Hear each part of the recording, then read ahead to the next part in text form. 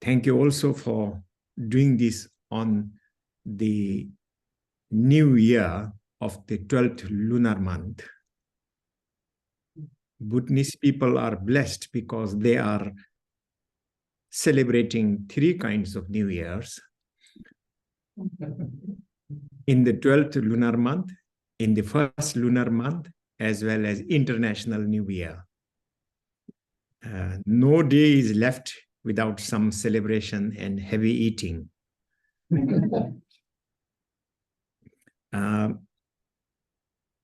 My talk today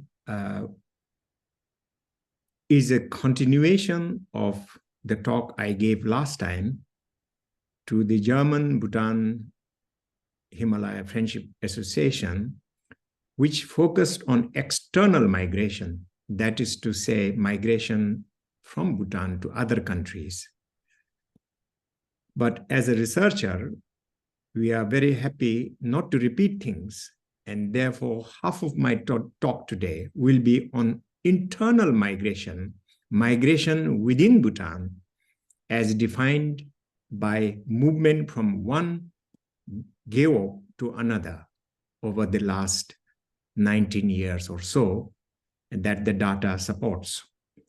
So half of my talk will be new, and the latter half, which will be a continuation of the last time's talk I gave to German Bhutan Himalaya Friendship Association. So let me begin by sharing my screen, since it is quite data related.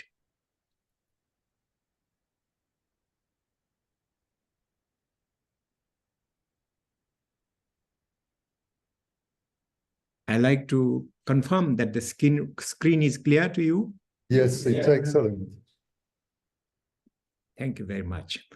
So the title of the talk is Radical Migrations, migration in an extraordinary way that has happened in a small kingdom from eastern to western Bhutan, and from Bhutan to beyond Bhutan to other nations.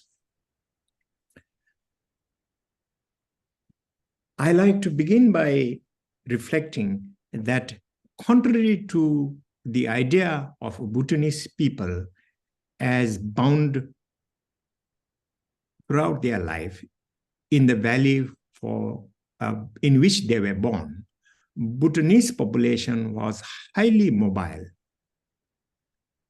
moving from place to place for 4 reasons. But I showed this drawing of mine, as Claudio was kind enough to refer. Substantial amount of my time has gone into drawings and paintings as a volunteer.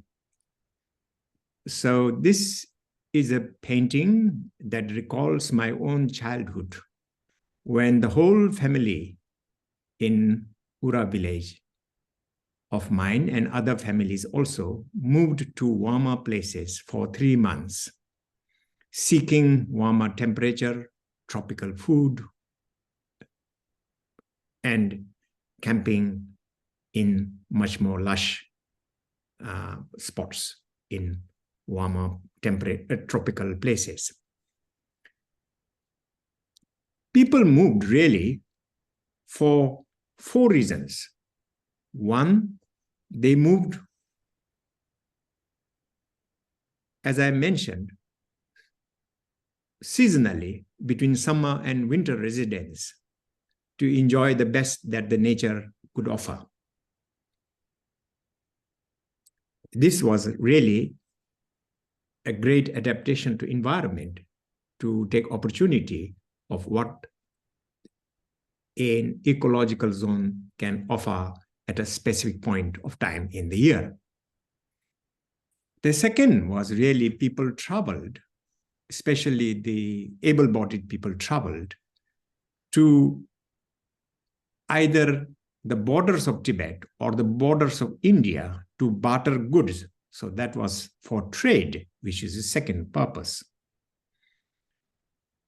But within Bhutan, the most important mobility was caused by the taxation of people to move official loads. You could imagine that on the mule tracks all over Bhutan, people were moving in unending chains with bagloads of goods that were delivered to fortresses, to monasteries, and other royal estates. So those were the three purposes and the reasons for high mobility in the country. For example, my research shows that on average, a household had to depute an able-bodied person who moved on the highways for 80 days a year, carrying official loads. And British accounts tell you that a girl of 18 could travel 18 miles a day, carrying up to 75 pounds weight. And of course, men carried even more.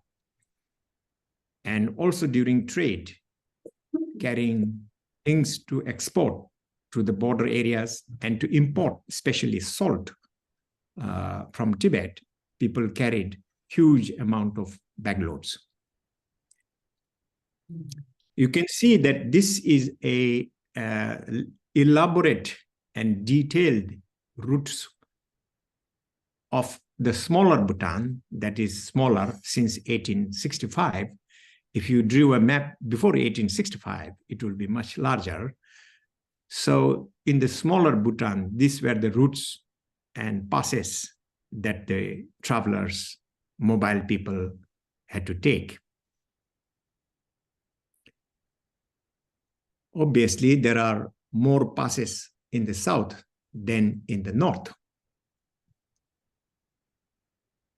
Because of the movement around the villages and further in circles,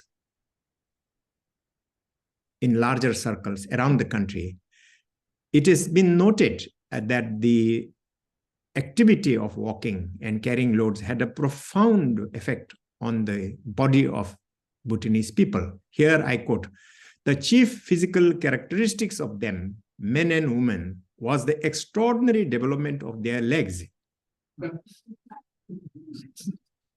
So if those of you amongst the audience today remember early 70s in Bhutan, one thing you could be sure is the muscularity of the lower body of the Bhutanese people, including females. They had very strong calf muscles.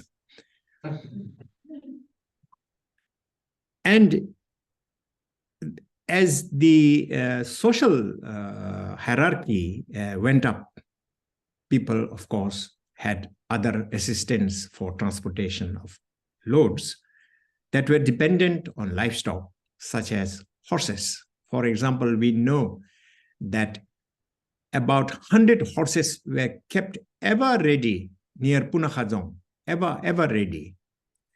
And a wealthy household was surrounded by about 20 horses, on average.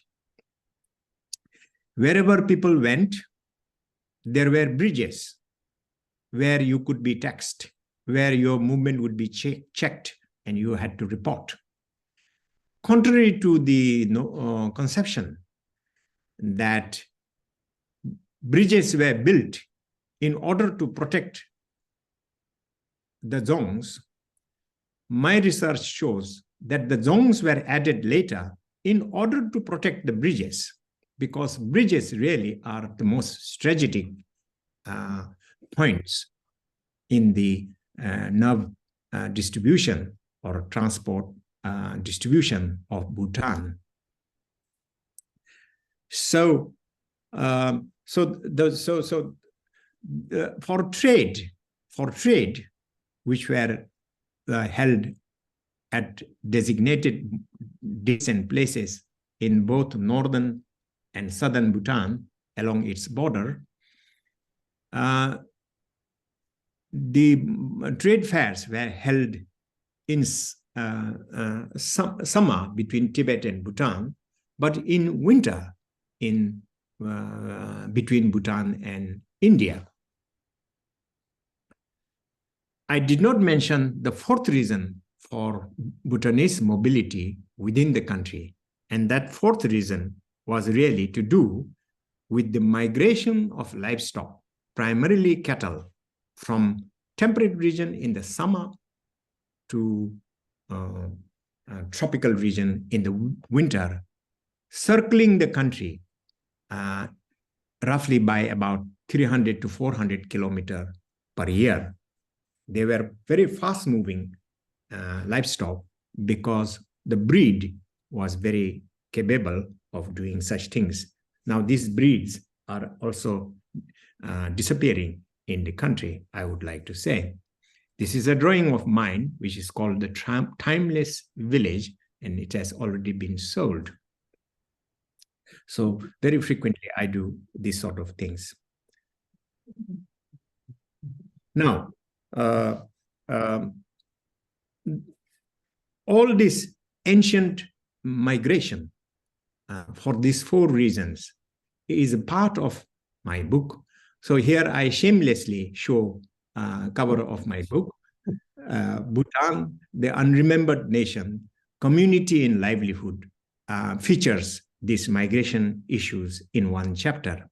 The second one is really about super organizations such as governance, religion, philosophy, art, but really both together really explore the life of ordinary people in Bhutan, which I must say probably is the first book to deal with this particular approach.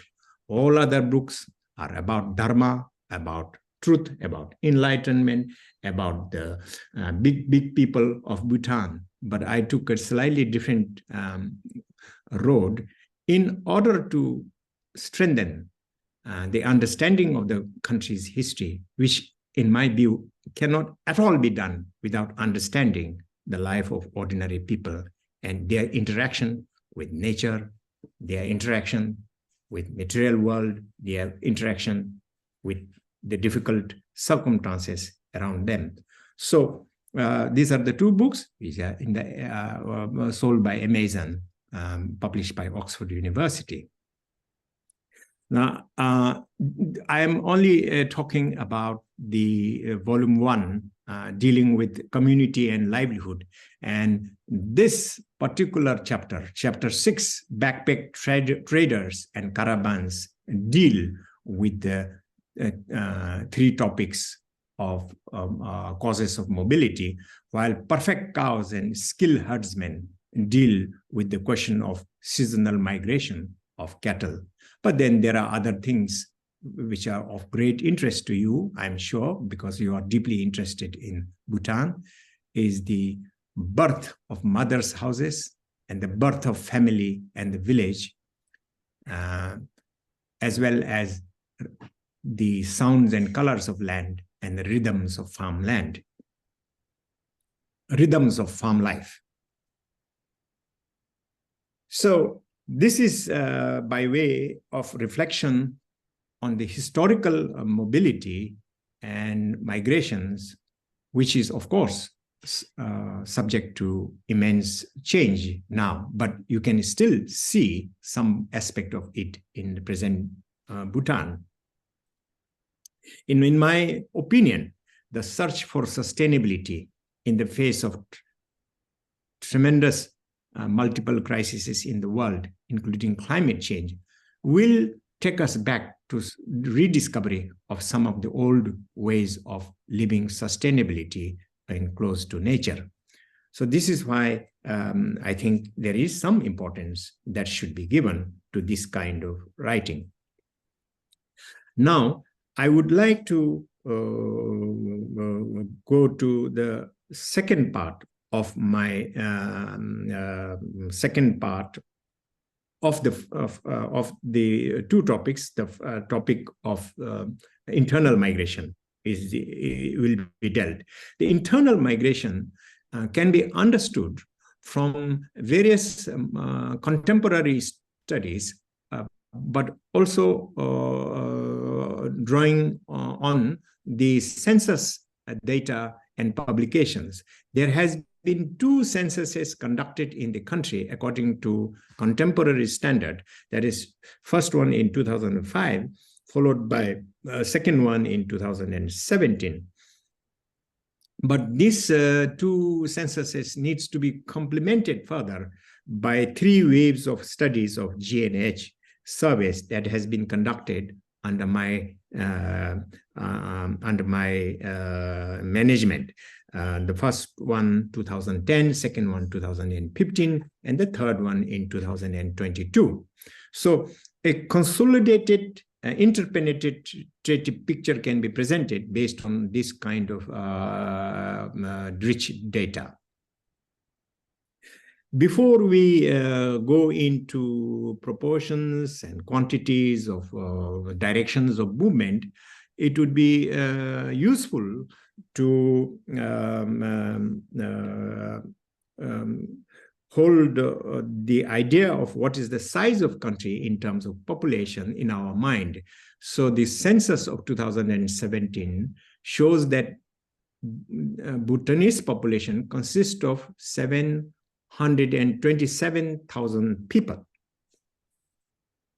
727,000 people in total. But if we consider the youth population between age of below 18, 0 to 18, then the number of young people are 244,000, which comes to about 34% of the population. So 34% of the population. Now,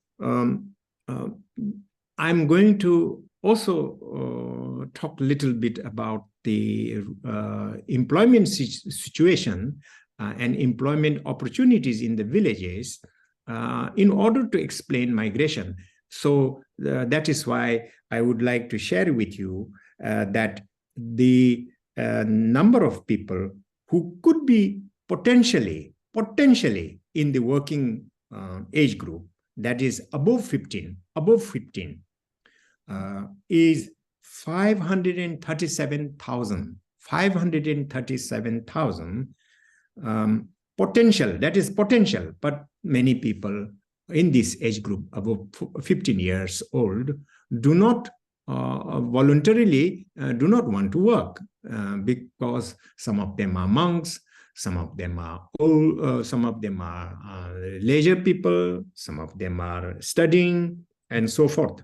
So according to the census of Bhutan, 2017, the total available people for work is 340,000 people. That is about 63% of the working population, which is potential working population, which is 537,000. So it's really only this many people, 340,000 people who are available for work, and a successful, highly successful government would be working towards fulfilling and creating jobs, fulfilling aspirations for job and creating job only for this number of people. But we are not able to do that either because of various limitations and constraints. Now, of this 340,000 available people for employment, if there is employment, you can see that 52% of that are women and 73% of that are men. So a large number of female, that is 48% of the female, are in non-active category, meaning that they are housewife or they are doing something else, so they are not able to offer themselves for jobs. Now, with these numbers in mind, we shall move on to the nature of work or occupation amongst those 340,000 people. You can see now that 59% of that 340,000 people, 59% are female and they are in agriculture. They are farmers. Only 34% of 340,000 people are male, and they are male who are working as farmers. That is their occupation, farming as an occupation. So agriculture still is the main form of employment, meaning social relationship, etc. in Bhutan. And as I mentioned last time, in the German Bhutan Himalaya Friendship Association, what happens to the agriculture is of immense significance, and it has great consequences to migration later on, if I will show if this sector doesn't do too well. If labor is thrown out of this for some reason due to lack of progress in this sector, and these areas, wholesale manufacturing, construction, etc., cannot open up enough job opportunities, then young people will just leave the country to find a suitable job according to their aspiration elsewhere, which I will deal in topic number 2, the second half of my talk. Claudia, I would be grateful. I will go as if time exists infinitely. So you should just kindly stop me whenever you wish to by saying that there remains only 5 or 10 minutes. Thank you. Okay, around 2 in the morning, I will stop you. Thank you so much. So, because, this is, so now I mentioned that income, greater income associated with better jobs is a challenge in the country. And from the GNH survey, which is the most comprehensive survey in the country, covering psychological, community, cultural, agricultural, educational, health, and so on, survey is the most comprehensive. So you can get any kind of possible relationship that can be explored conceptually and statistically. So here you see the district average income in a district across the 20 districts in the country. And this corroborates very well with these numbers, corroborated roughly very well with the only other way of estimating household income in the country, that is through Bhutan Living Standard Survey. Now, I must mention that the household income is an independent way of ascertaining the income of household and thereby the per capita income, in contrast or in comparison to GDP, because GDP is estimated in a completely different way. So this is another way of ascertaining. Now, I must say that the GDP will include all kinds of income, including the income of the government corporations and big businesses. But the household survey income doesn't do that. Therefore, household income survey will be always much lower. Now, here in the distribution of average income across the districts, you will see that the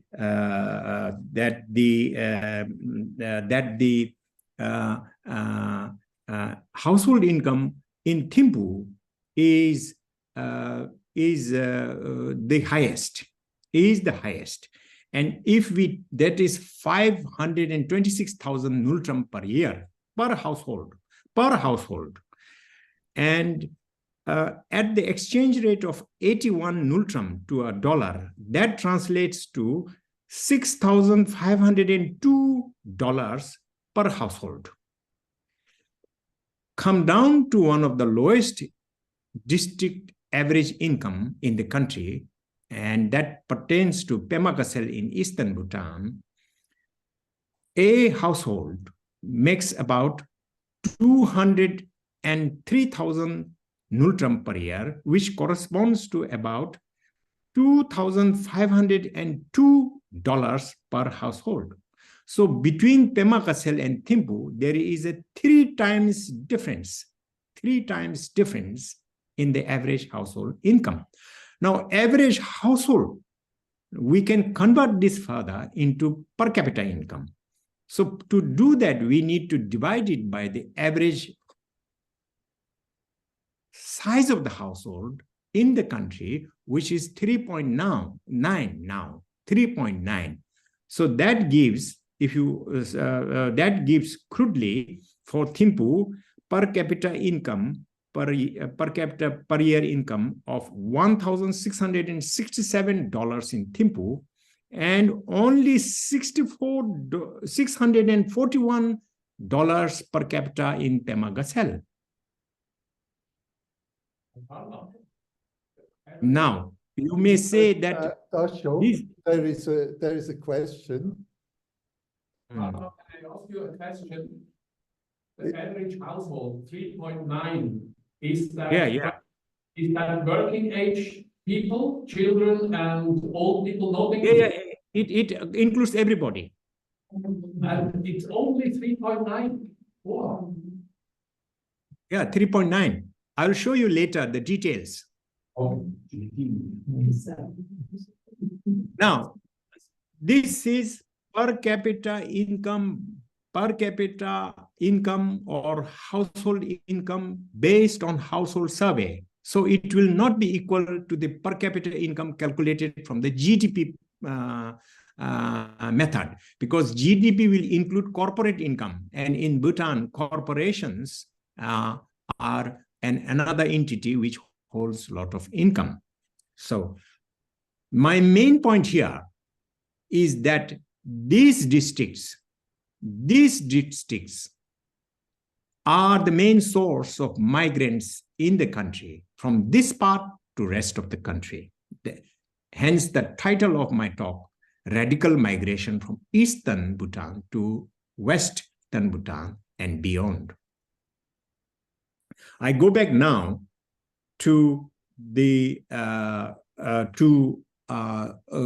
to household income, not by district, but for the whole nation now.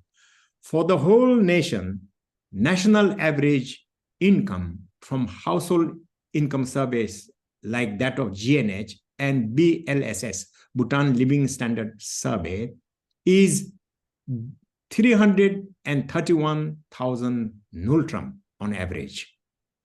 That is equivalent to roughly $4,089 at 81 nultram per dollar.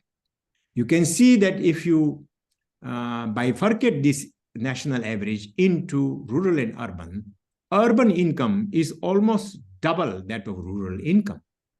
Hence, the attraction of the people from rural areas to switch and live in urban areas in search of job that gives them higher per capita income. But I also like to average household income, I want to say, average household income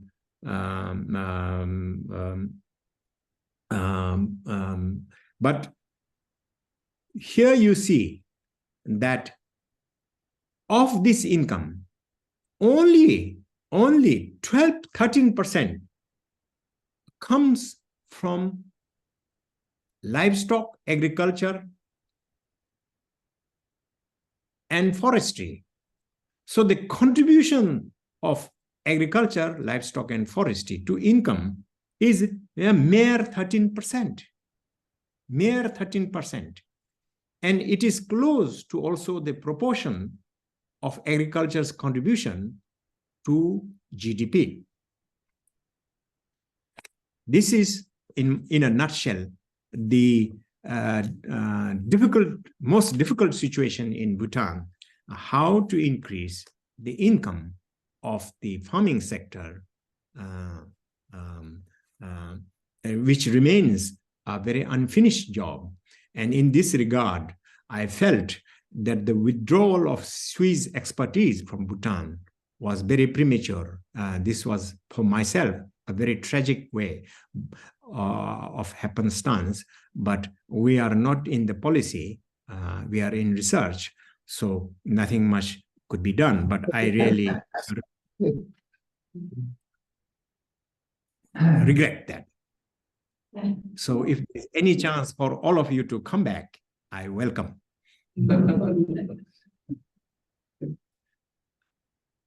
Now, I mentioned some time ago that annual household income spread at the lowest level in Pema Gasel and Samtsi to the highest level in Thimphu.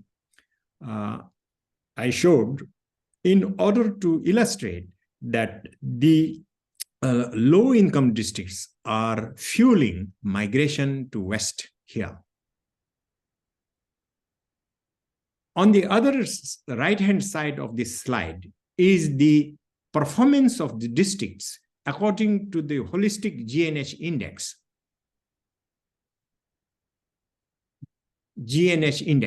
And here you see that the ranking of the districts according to GNH index score roughly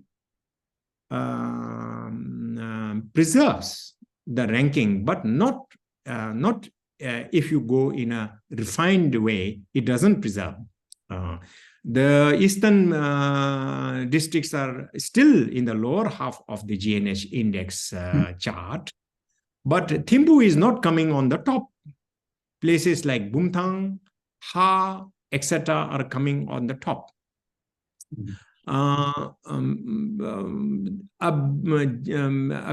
general conclusion from this, I would like to say, is that the GNH index is able to predict migration a little better than ranking of the districts by income alone. Now,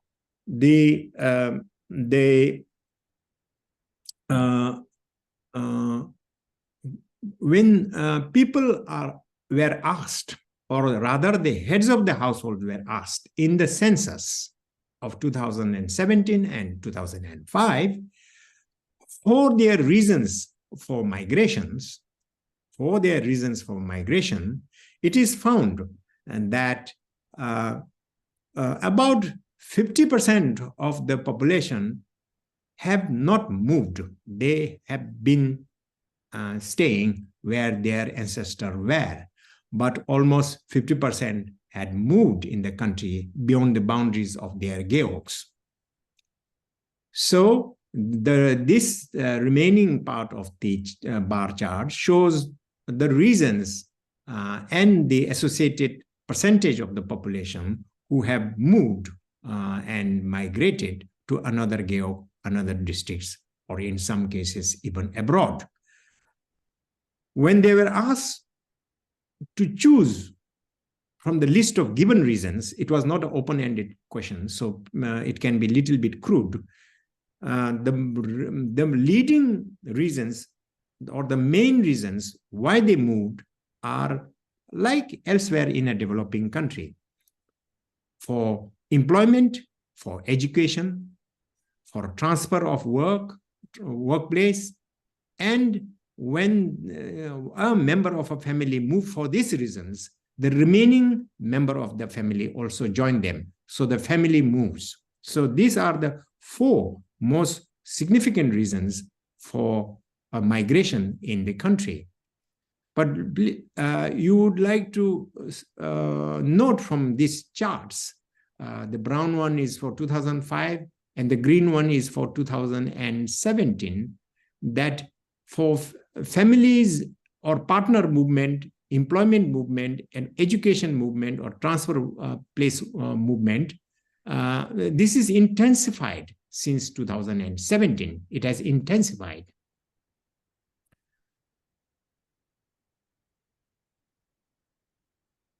In many countries, developing countries, male migrants as a percentage of the population are far higher than female migrant as a percentage of the population. In Bhutan, depending on the reasons, the following the family, migrating to join a family who has already moved, and for marriage, of course, the percentage of female are much higher. Otherwise, it also shows that in these cases like migrating for employment person, overwhelming gender is male.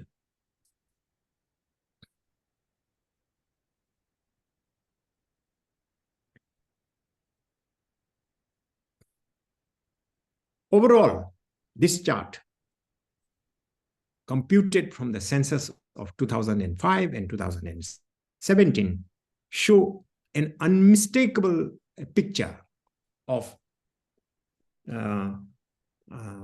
South. South here means Samche, Dagana, Sirang little bit. But the rest of the districts are Eastern Bhutan, Tashigang, Mongar, Pemagazal. They are suffering from net loss of population. You can see this, net loss of population. And it has intensified. More people have migrated again since 2005. There are a small group of districts like Tongsa, Ha, Gasa, and Bumthang, where there is no change in the net population of the districts. And there is a net gain of population in western districts of Bhutan, led, of course, at most by Thimphu. So this is this chart clearly shows that the movement is from east and southwest to western Bhutan. So there is gain in terms of population in the west, and Thimphu, which is the which has made the maximum gain, and in the south, Sarpang or Gelefu has also gained population, both by 2005 and again by 2017. So in 2005, this was the picture. Was the picture. Picture 2005 in 19 years ago. 19 years ago. And the movement has intensified according to the census data in 2007. You can see that by 2005, Eastern Bhutan has lost 45,000 people, but by 2017, 69,000 additional loss. So I won't comment in detail, but you can see that all regions have lost people through migration to Western Bhutan. So Western Bhutan gained by 2005, 57,000, and another 76,000 by 2017. So the consequence of this in totality is that Western Bhutan which occupies 21% of the land surface of the country, is now hosting 45% of the population of the country. So that is the overall conclusion in terms of numbers. But now, what does it mean? And the first effect is densification. So in eastern Bhutan, by 2017, a square kilometer of land had about 15 people. And contrast that with Thimphu, which is the densest placed, highest density in Bhutan, which has 67 people per square kilometer. That is almost 3 times higher density. Now, this has big consequences on land prices, on housing prices, on infrastructure. I will come to that bit later on.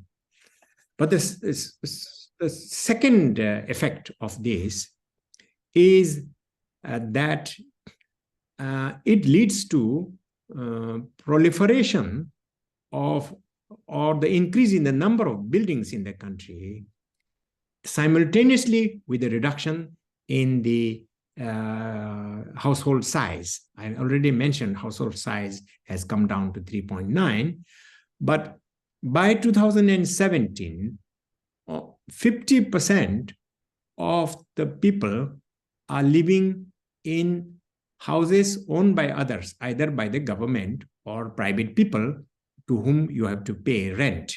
So rental housing is increasing all over the country, but it is emerged as a big business in Western Bhutan.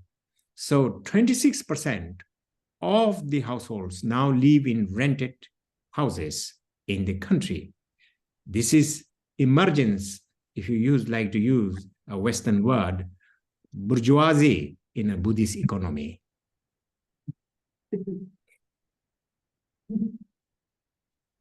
Then, as I mentioned, the third effect is thinning of the households so that less and less people live together as a house, as a home, as a family.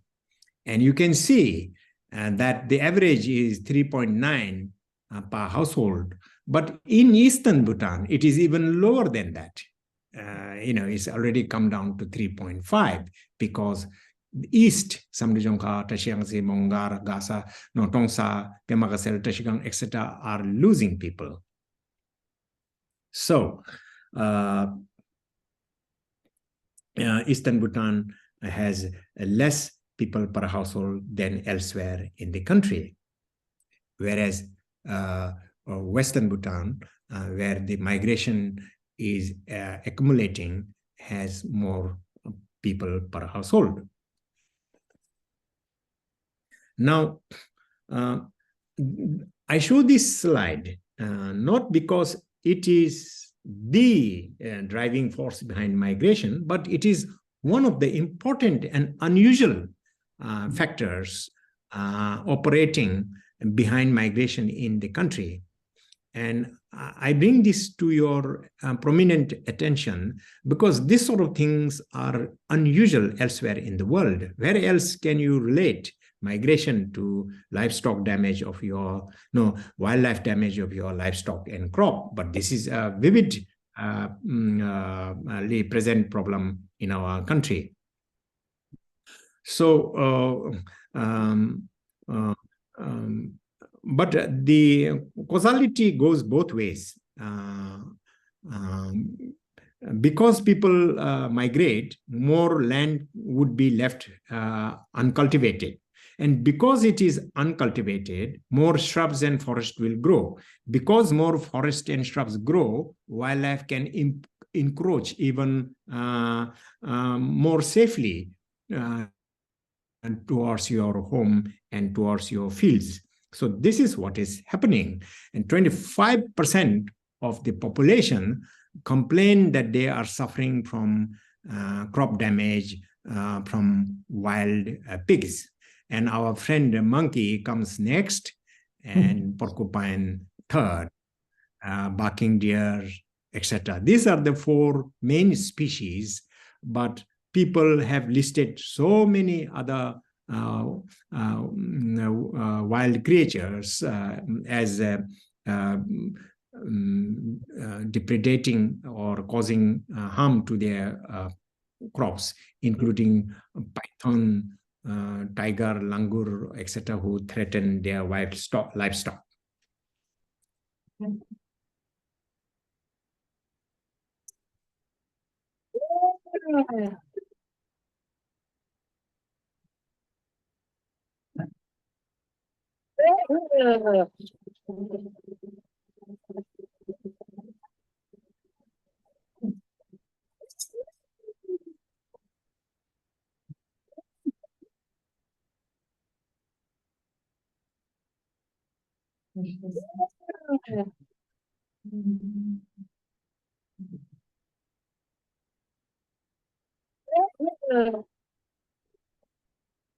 That was me who took a phone video of this haunting scream just next to the main highway between Bumthang and Mongar.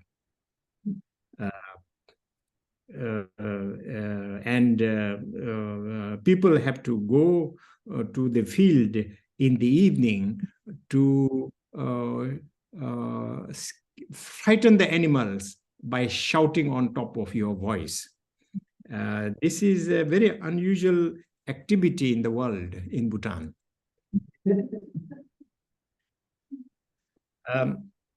Now, you will see from this picture that Eastern Bhutan is more or less encircled by national parks. And I bring this map to your attention because the problem might intensify in the future. Whereas in Western Bhutan, you see there are very little nature parks, and this part is Gasa snow mountain region. So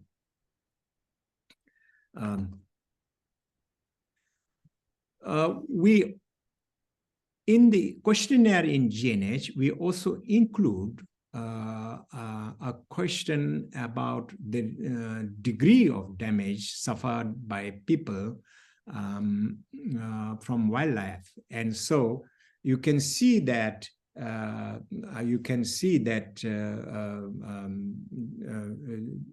the damage is spotty, really, but you can see in Eastern Bhutan also people complain. And also, we made a map of the GNH index score at the geog level. There are 205 geogs in the country, and whiter the area, lower the score of GNH. So the eastern and southeastern parts score quite low, and this rich red means high score, high score. Again, I am making a tentative suggestions that the GNH score can be an explanatory, has some explanatory power about migration. So this is the same one, but I have juxtaposed the nature park and the GNH index map.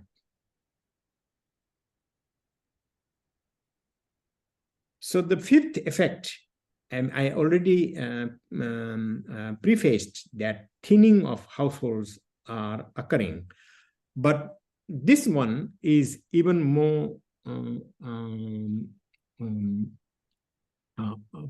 outstanding or prominent or severe than that. It is a calculation of the extreme thinning. What is extreme thinning of the household? Extreme thinning of the household is houses where only there is one member.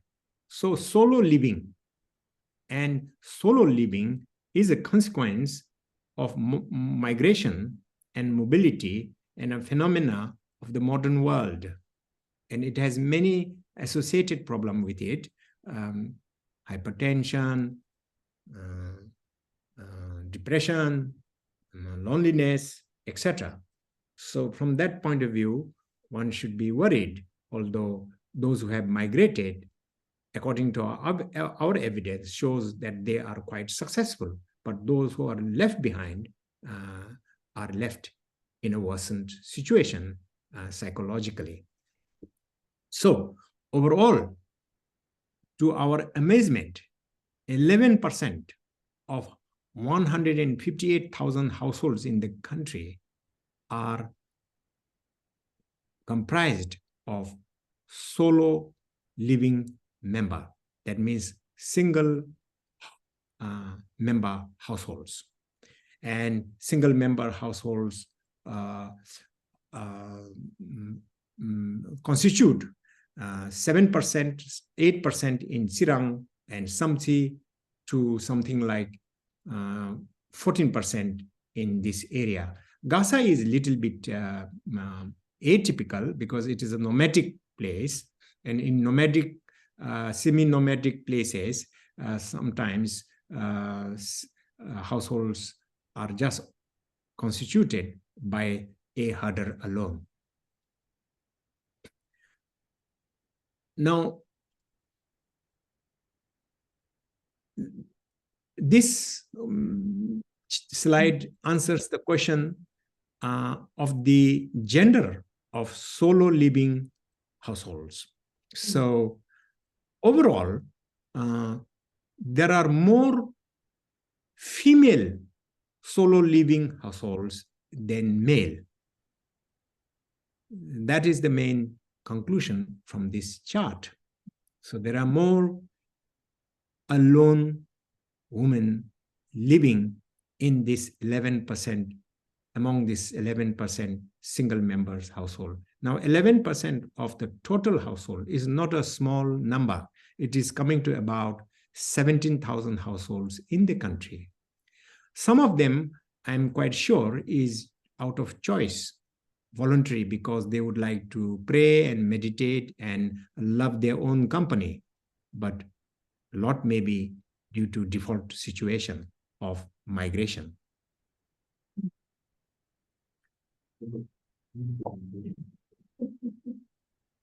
So this one is a very significant chart because it shows the effect of the solo living member household on subjective happiness. Now, subjective happiness is a very, unlike GNH index, it is a very simple construct. It just asks, how happy do you feel 0 to 10, 10 being highest and 0 being suicidal. On that score, you can see that single member household, this is the orangish one, single member households and non-single member household, this is the blue one, score quite similar in 1 or 2 districts. They are not statistically distinct. Statistically, they are not very different. But there are statistically significant difference, and the single member households begin to score lower and lower subjective happiness, lower and lower. So living alone on the whole is not good from the point of view of subjective happiness. One of the calculation from GNH, there are hundreds of different calculations we can do from GNH survey. One of them is that we wanted to check whether the migrant population, migrant means in-migrants, those who have come to a village, versus the native residents, who has more things in material terms? Who has more material terms? And to our surprise, in-migrants outstrip native residents in terms of world of possession. smartphone, television, refrigerator, altar, sofa set. You can sit on your sofa and watch the television, power tiller, whatever. Quite a lot of this modern gadget and technological things are owned more by in-migrants than native residents. So this also proves that in the world of material belongings, though in-migrants do better.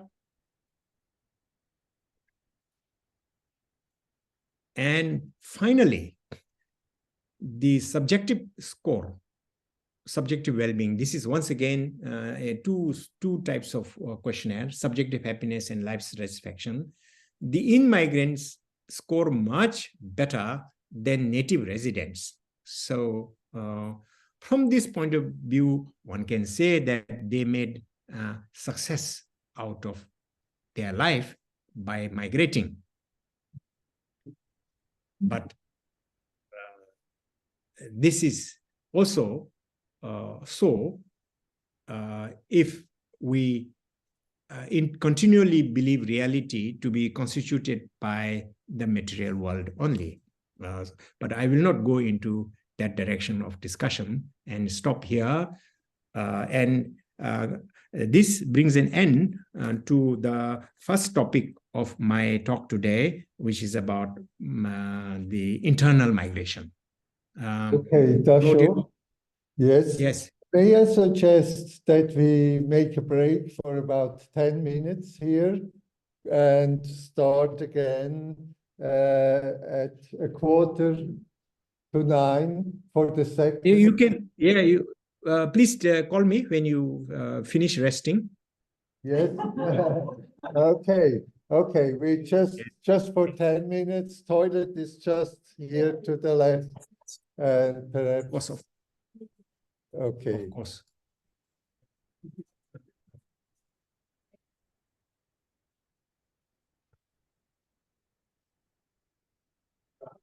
Ja. Ja, es ist sogar, ich komme das noch über, wird aufgezeichnet. Ja. Ja, er hat zugestimmt. Ja.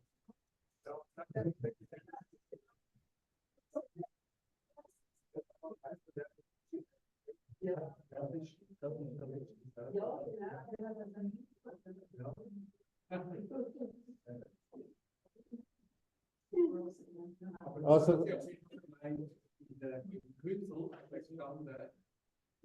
single household, second happier than married household. ja. Vielleicht ist gut. Aber Fragen noch. Ja.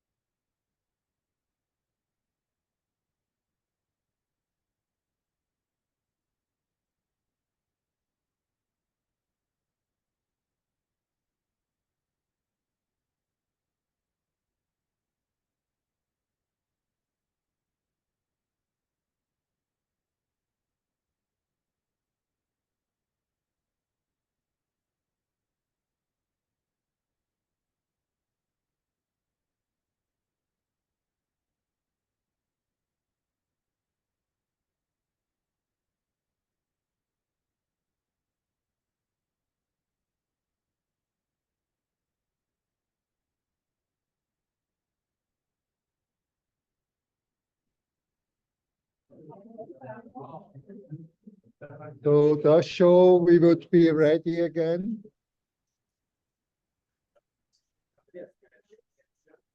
Könnt ihr bitte absitzen?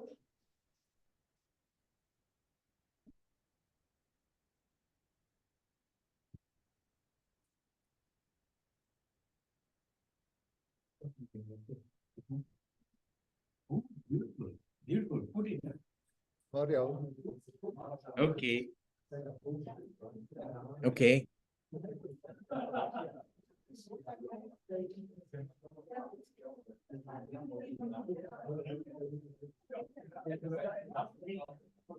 Are we ready? Are we ready?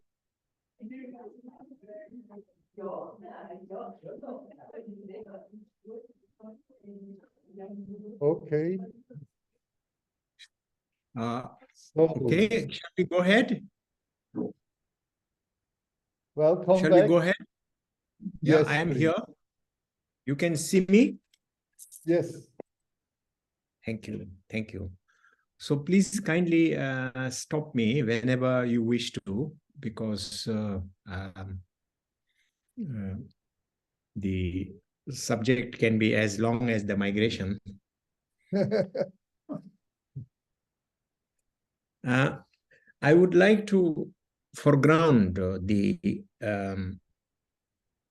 trends in out-migration of the Bhutanese to other countries by the results or findings of a survey of the young people we administered in the middle of 2023,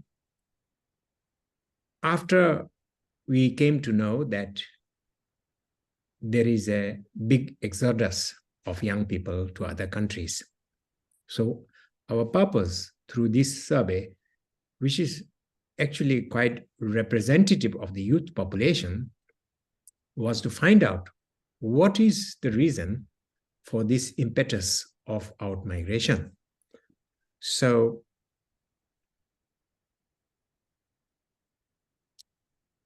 no, not this one.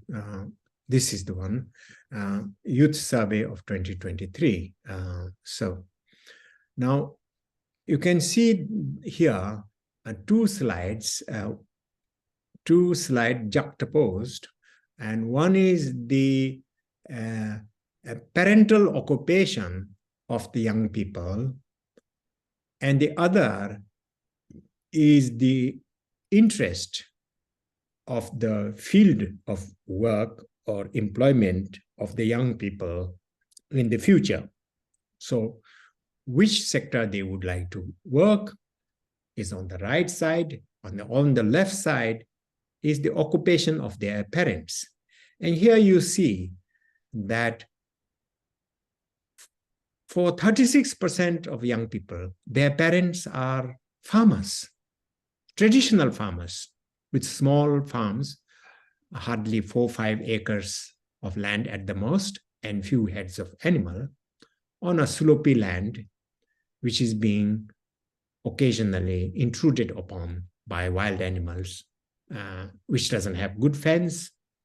And in the edge of these fields will be a very good house, which looks beautiful, but is very drafty. And when we asked the young people, where would you like to work in future, only below 2% say they want to go back to agriculture or farming. 16% of the young people's parents are civil servant. One of the parents is civil servant, and almost how much? I can't see this. 57% of the young people want to become civil servants, and another 14% also want to become soldiers or join the armed forces, which is very much like civil servants. So more than 65% want to go into the civil servants.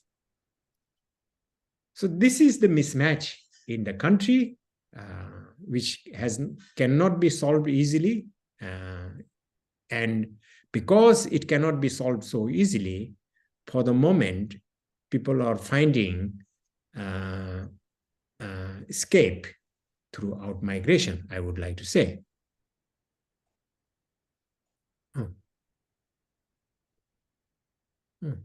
So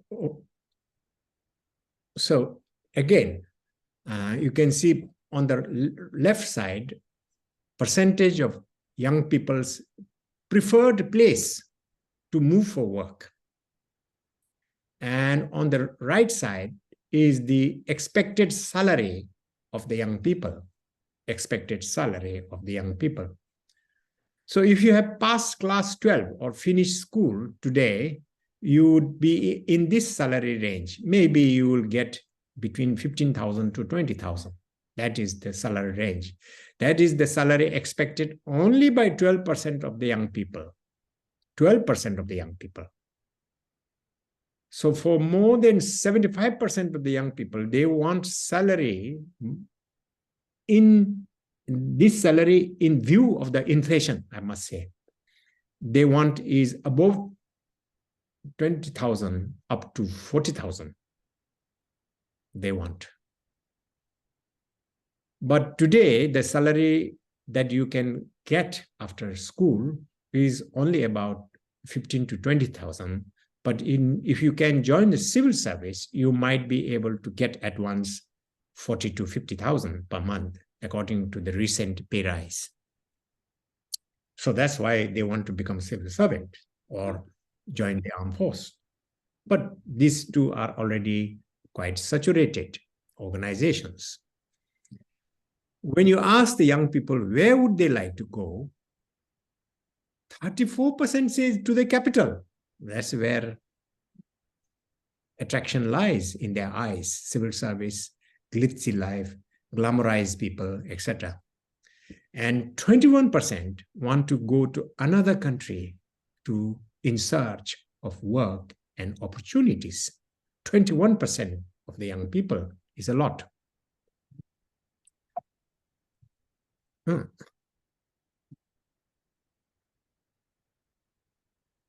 So out of the 21%, when we ask which particular country they want to go, you can see almost 39% of the 21% want to go to Australia.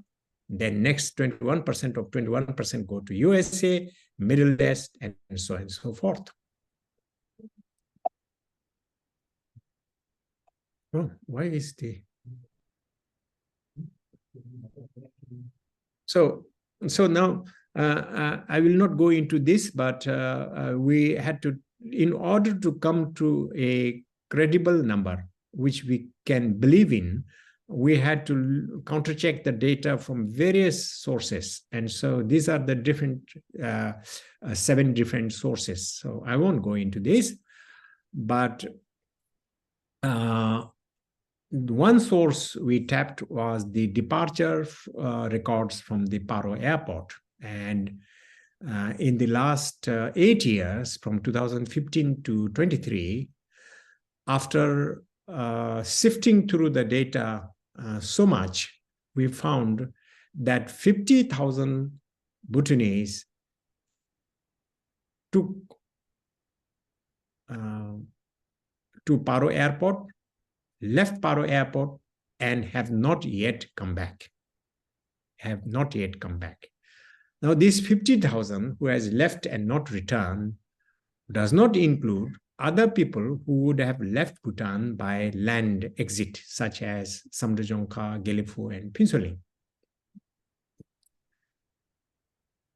This chart is really a detail of this 50,000, but people have been, about 250 people have been immigrating every month in the past. You can see this chart, but it is after January 22 that there has been skyrocketing of out-migration from Bhutan to such an extent that in February 2023, after our data stopped somewhere in the middle of February, that is why it is dropping, but actually this curve must be going up. In February 2023, about 5,000 young people were leaving Bhutan. 5,000 were leaving Bhutan.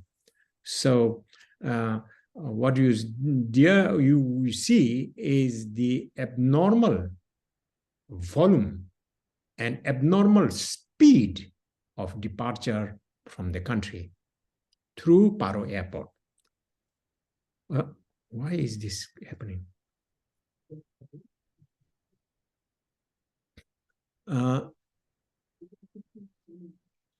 The destination of the flights of these 50,000 people is erratic because they do not reveal the final destination. I do not think that final destination of 50,000 could be India, but India must be a stopping point. So you can see India, Australia, Thailand, etc., receiving lots of Bhutanese out migrants from here.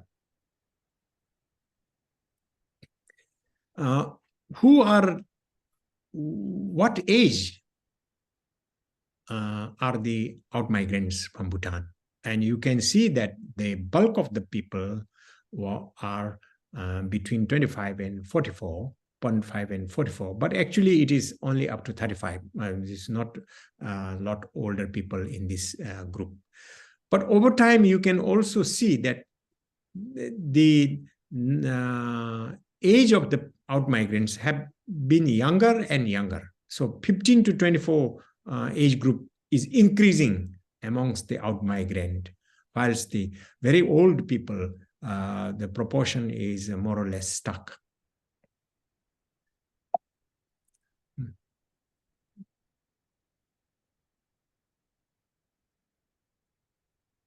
So this is the sort of distribution of people by age group across the countries. Bangladesh, Kuwait, etc. have fairly more younger people, out migrants.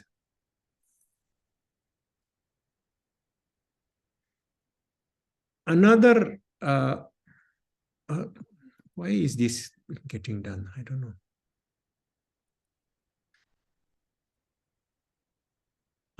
Okay. Another source of information, independent source, is the security clearance certification or no objection certificate for the out migrant. Sometimes they need this in order to clear their way towards the employer abroad. So from that, 36,000 people got certificates of clearance certificates in the last 5 years. 95% of such applicants actually leave the country. So, you know, this is the yearly total for the security clearance. In 2022, 21,000 applied. Of this, 95% would have left. And 2023, it was our projection, that orange bar is our projection, and they would have also applied, and 95% would have left. Now, these curves are very interesting.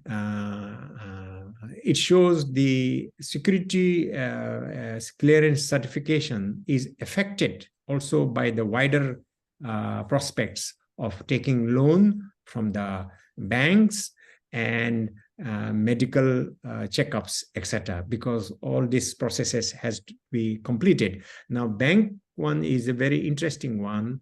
When you go to places like Australia for education, you have to pay something like 35,000 Australian dollars per year.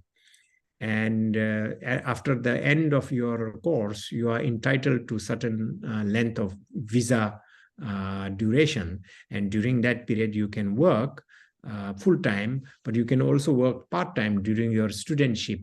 And this pay and earning is used to pay back the pay back the Bhutanese banks who have loaned you money to go abroad. So if the Bhutanese banks stop loan, then out-migration is also thereby prevented. So here you can see that Tashi Bank stops loan for some reason, and suddenly there is a fall in the out-migrants' application for security clearance. But the application for security clearance and issuance picks up again after the COVID restrictions are lifted in April 2022. But the main interesting thing here is the relationship between the bank loans and out-migration. But overall, the banks make good money out of this out-migration. Whether you stay in Bhutan or whether you go out of Bhutan, banks are still with you after you.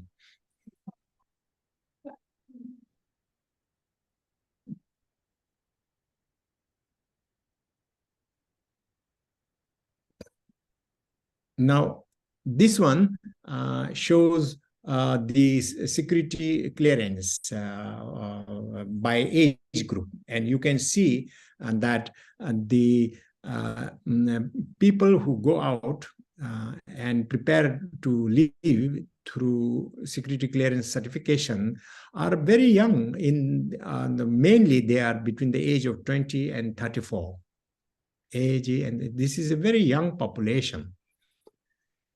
And here you see that the composition of outmigrants is dominated by females. You see in employment in the modern sector, it is mainly male. In the agriculture, it is mainly female. And now you see also that young people who have finished schools, amongst them, females are living in greater numbers for working and studying abroad.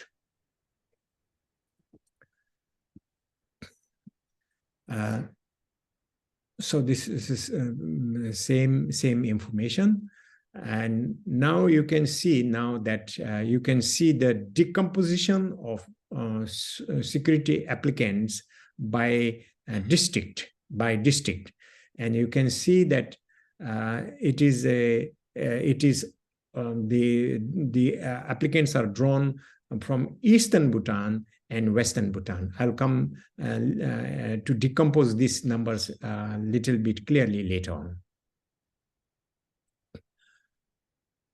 Now, this is very important because these are outmigrants as a percentage of these district population to which they belong.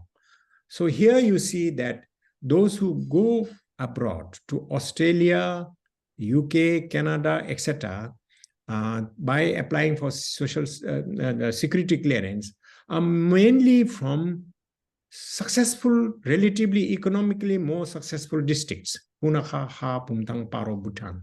So 11% of the population of Thimphu have applied for security clearance, and 95% of them would have left. And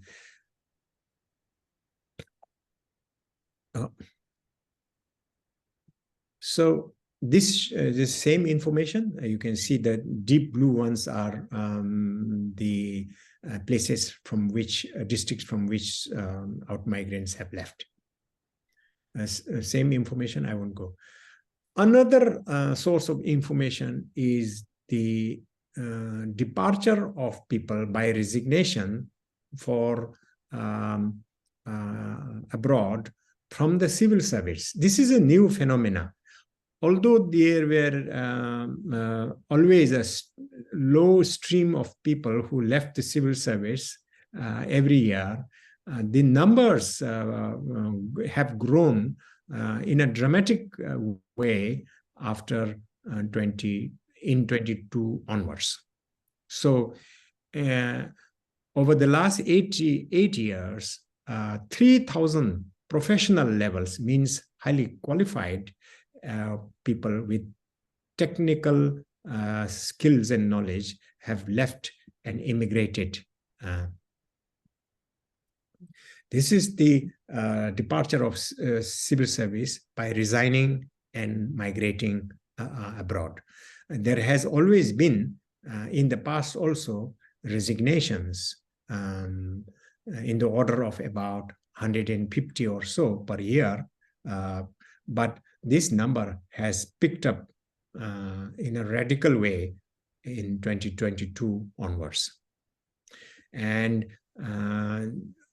an associated reason for this is changes in the civil service by relieving top civil servants in March, April, May 2022. And this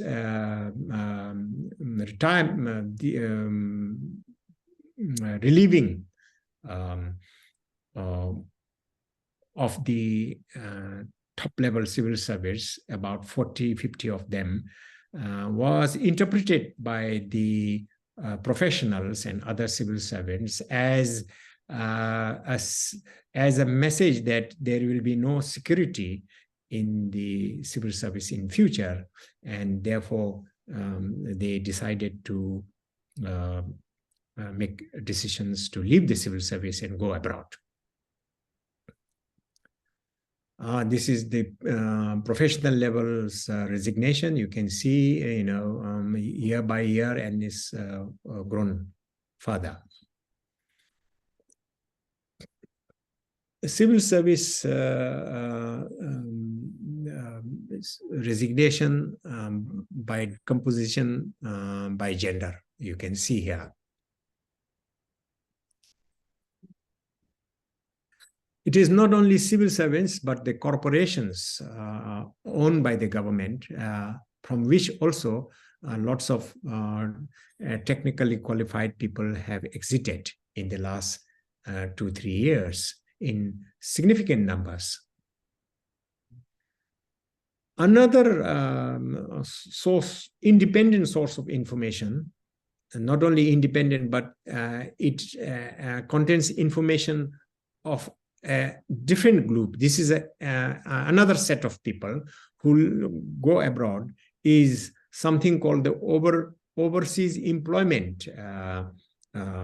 This employment are of sort of a low skill category, and young people are interviewed by private agents in collaboration with employers abroad and sent to work abroad. Of course, intermediate agencies make a little bit of margins from this. But when the numbers are huge, the intermediate agencies, private sector agencies, make huge amount, and some have become extremely commercially successful and lucrative in the last few years by sending young people to work abroad.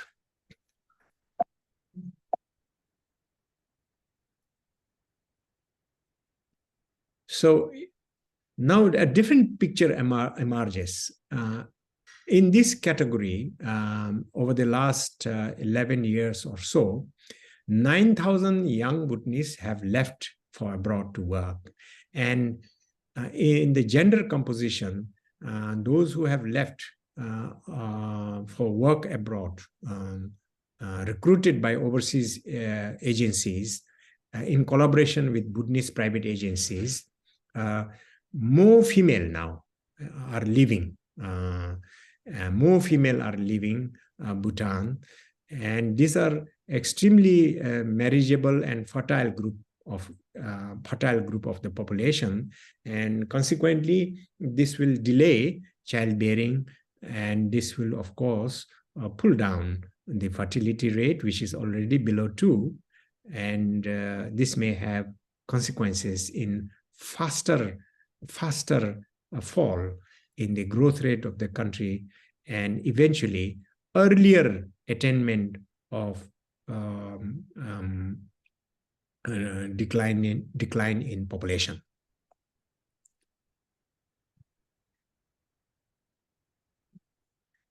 Now,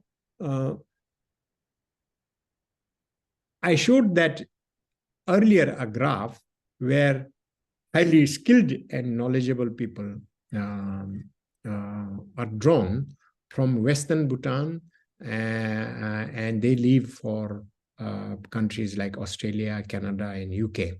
This overseas employment group are drawn mostly from Eastern Bhutan.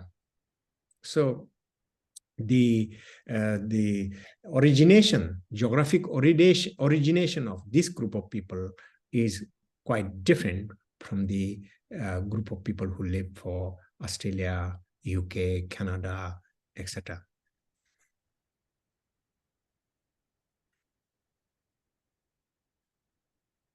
Dasho, these people, they are going mostly to the Middle East, or? But I can't hear you well. Yes. These people who are leaving from the East to foreign countries, are they going mostly to the Middle East? through the Middle East, Kuwait. Sorry? Through Kuwait. Yes, here you can hear, see now, Oh, Kuwait, yes. Oh, yes. UAE, Japan, Qatar, Thailand, Bahrain, Malaysia, and a handful to Australia. But the destination is different. The origination, geographic origination in Bhutan is different. So it is a different constituency altogether.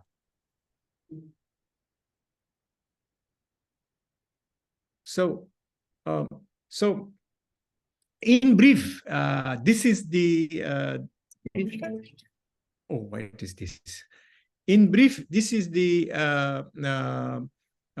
different sources and different numbers, and the total that we estimated abroad as of last year was 65,000 Bhutanese.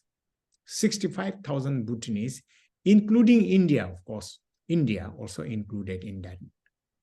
So that was the best triangulated data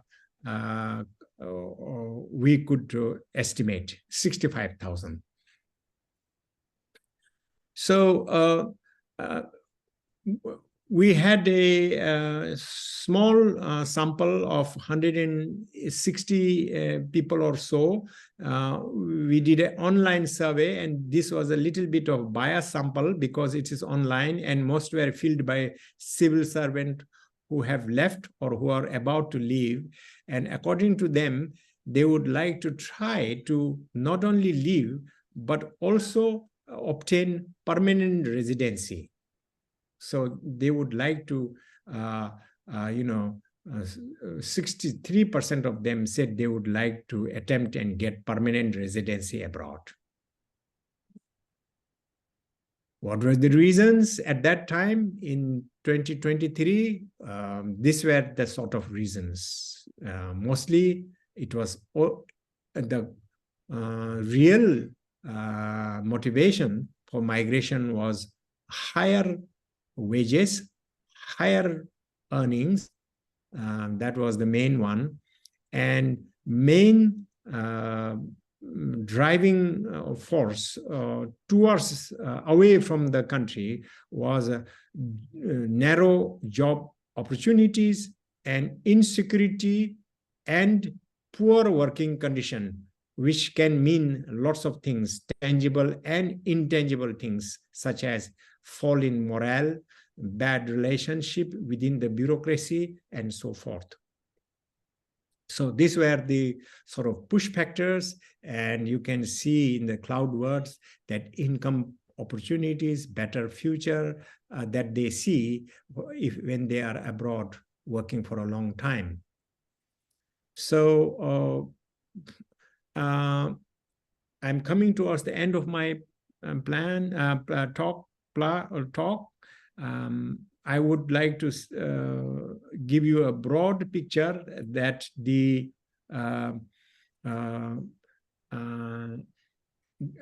number of mortalities in Bhutan is about 12,000. No, the number of mortalities per year in Bhutan is about 6,000 at the most. Number of birth per year in Bhutan is about 11,500. So population is growing at a decreasing rate, but just now it is growing at the rate of about 5,000 to 6,000 people per year, because these two are the most important variables in the calculation, and anybody with a little bit of arithmetic can work out. In 2023, in February and January, about 5,000 were leaving per month.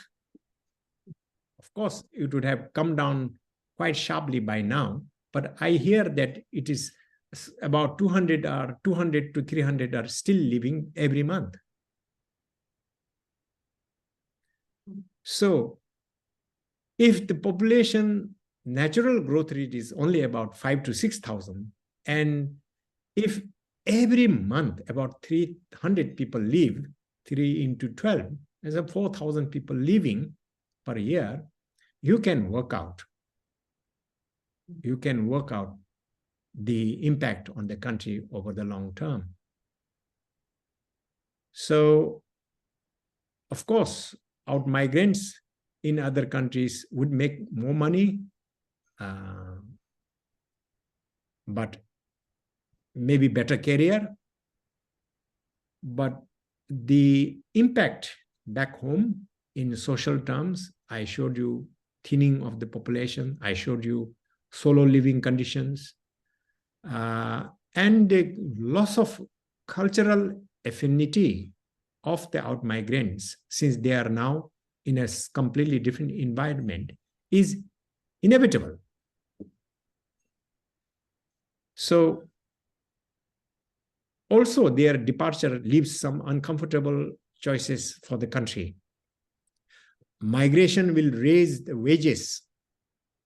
It reduces unemployment, which is very good for the government.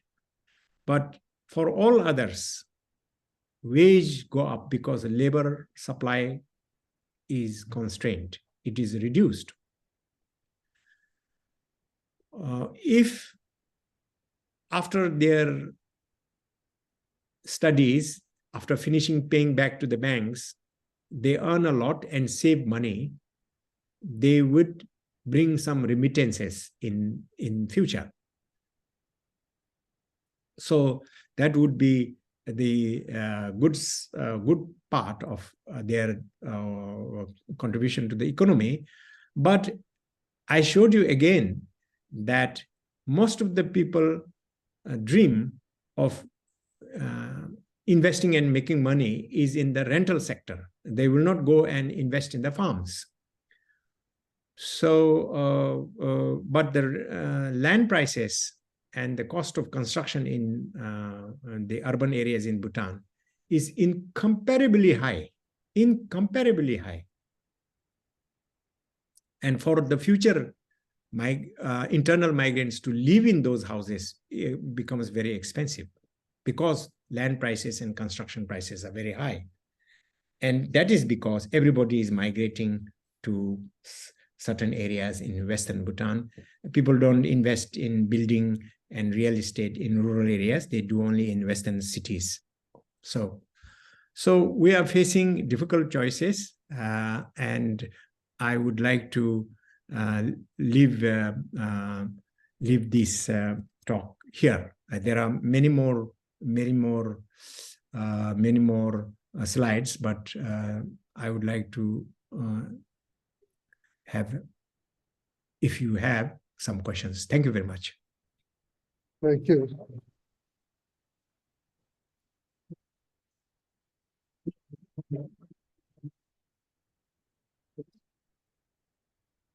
Thank you, Dasho, for this really broad overview.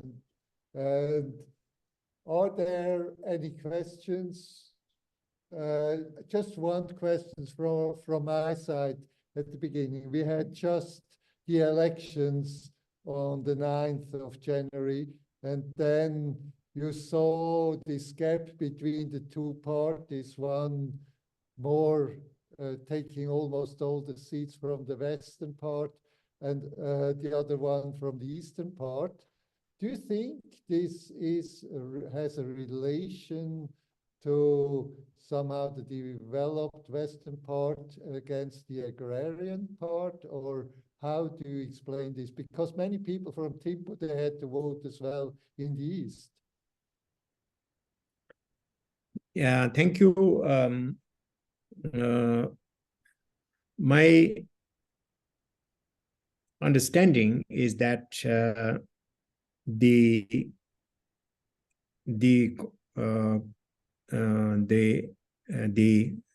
party runners-up party leader is from the east, so he concentrated completely on mobilization of votes in his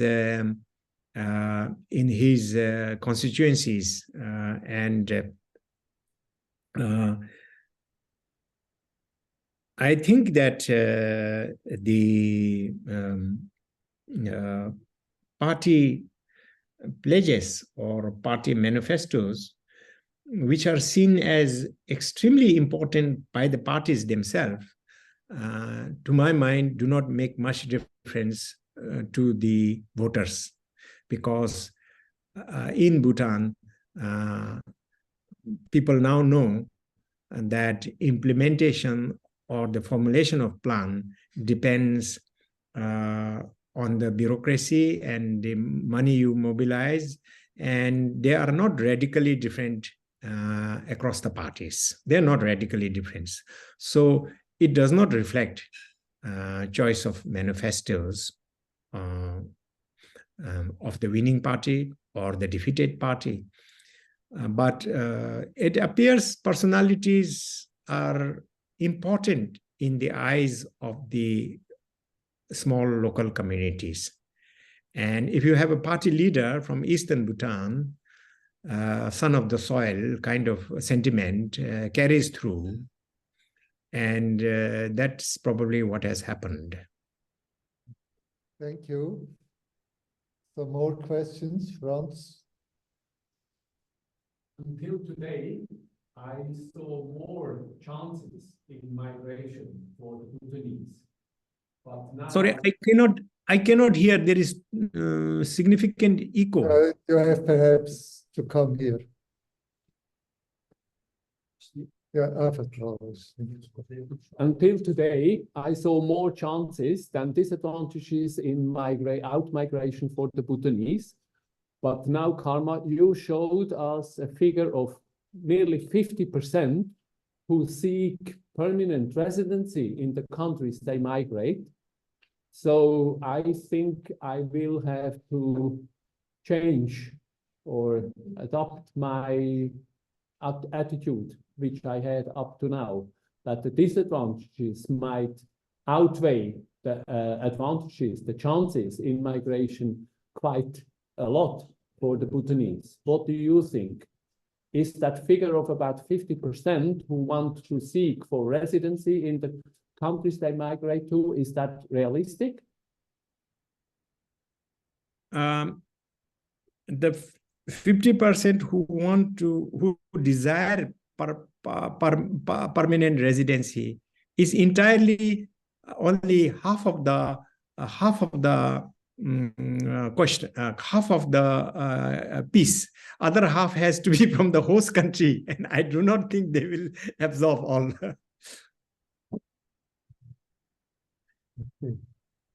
You know that the regulations are such that 50 may not be able to get the permanent residency. I believe that residency in, for example, in Australia is feasible only if you have a technical qualification. And not all those who study in Australia have joined technical qualification stream. There is a question by Lisette Müller. You might know her. Thank you, Dasho. It was very interesting to listen to you. I have a question from the opposite side. The desire of the young people to get more chances abroad in other countries, I can understand. But what does this mean to your country? You have young people, your future with education, and wouldn't it be more the case that you need them there? And what could be done to have a good situation for them in their own country so they don't have to go abroad, or they don't want to go abroad?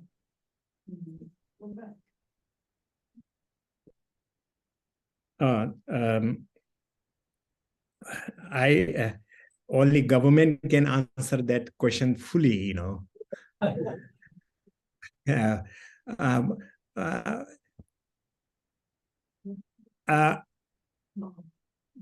First, I think the young people are exploring part of their own freedom to go abroad. and see the world, acquire some skill. Earlier, this could be done only by the civil servants. Now the private sector can also explore this sort of opportunities. So in that sense, some degree of equal access has come, which is very welcome. Otherwise, the bureaucrats become the sole interpreters of what to do in the world. Now, private people also can claim they have knowledge about Australia, Canada, and so on and so forth. Of course, in the ideal situation, one's own country should be capable enough to provide a decent living standard, so that they can reasonably believe it is a very decent life in this country, in Bhutan. But agriculture is faltering in the country. People do not agree with me on that point. People do not agree with me on that point at all. Many people don't agree with me. And it is seen to be somewhat extremist interpretation of the situation. But if this is not addressed, more migration will take place. So the answer to your question is really, what is the strategy of the government to transform agriculture into a slightly more productive occupation? You have the following question. What kinds of education do exist in Bhutan for agriculture now? What? Sorry, can you? What kind of education for agriculture are there in Bhutan right now? So it's more the question about if there is any further education on a higher level. Yes. There is, thanks to Hell with Us. By the way, may I take this opportunity to recall that in my book, a great deal of photographs were contributed by people like Eric Alguer, Prince Lopachar, late Leo Caminada, Dr. Martin Menzi, and above all, Wana Kuling, my friend and esteemed mentor. Many Bhutanese owe a great deal to these towering Swiss figures who brought fundamental changes in many aspects of Bhutan, particularly Bumthang, And of course, Gawaileru, who is the master of crossing bridges in Bhutan through suspension bridges, So I mentioned this also to say that the most interesting institutions in Bhutan were product of Helvedas and Swiss government, such as the National Educational Institute in Paro and Samsi, such as the Agricultural College in Lobesa. You had built these things, but the refinement of curriculum, which is a ever-changing task, you were not present to take it further. So again, it is an invitation for you to intervene once again.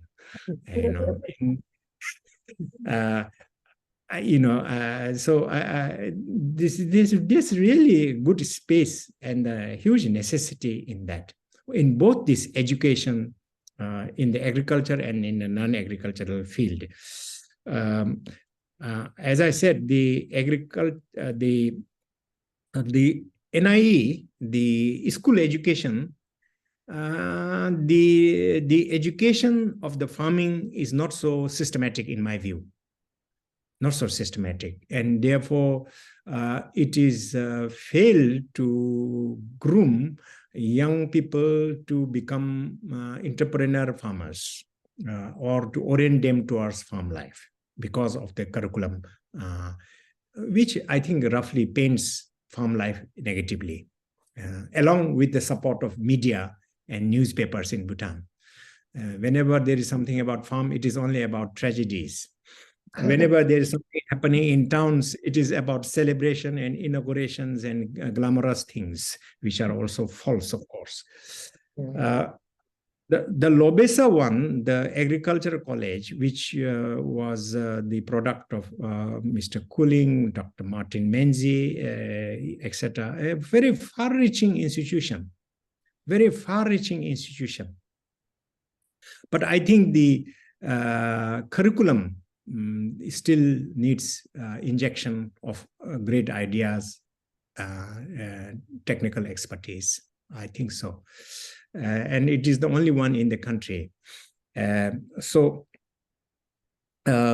But education of civil servant in farming can only reach up to a certain degree. Real work is really working with the grassroots, working with the farmers, like some of your friends, Swiss people used to do, Dr. Rodar, Fritz Maurer, Dasho, etc. in the past. Many Swiss used to do direct hands-on transfer of skill with the farmers. That sort of thing has disappeared. It's really like paperwork and PowerPoint presentation, etc., which has some limitations. But software engineering and transfer of ideas is one thing. Ultimately, farming in Bhutan requires capital injection.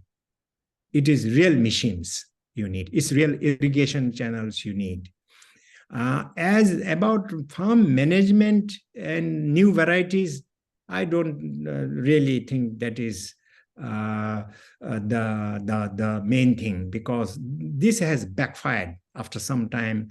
When the technical side has been pulled out, the new breeds and the new varieties also collapse after some time. So we have to work with the indigenous breeds, but we need new technologies, machineries, etc. So on this also, now aging men like me, my views are very different from the younger ones. But I have found that new breeds and new varieties have come full circle. They are not delivering.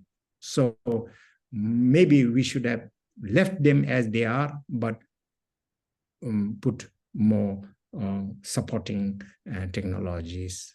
But it is the most complex section, which we could not move forward.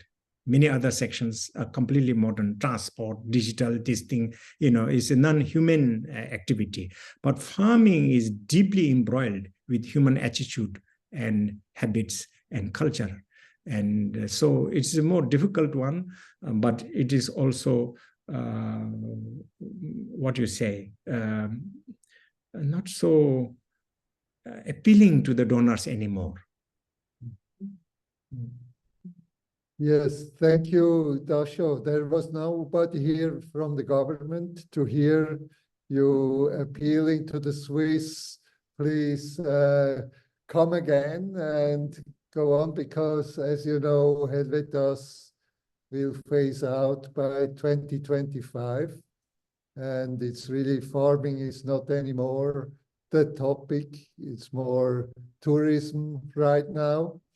And yes, I think we all are quite concerned how the development of your country and the country we are all very much connected to will go on in the future, with many ambitious projects in the field.